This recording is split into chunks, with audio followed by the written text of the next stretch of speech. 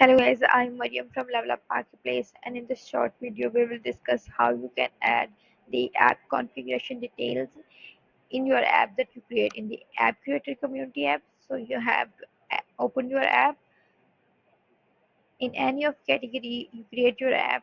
You just have to open the app and you will see the app configuration section in here.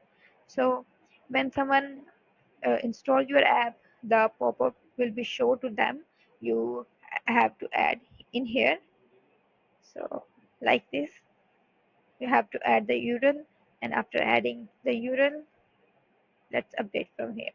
And when someone install your app, so these pop-up will be shown to them.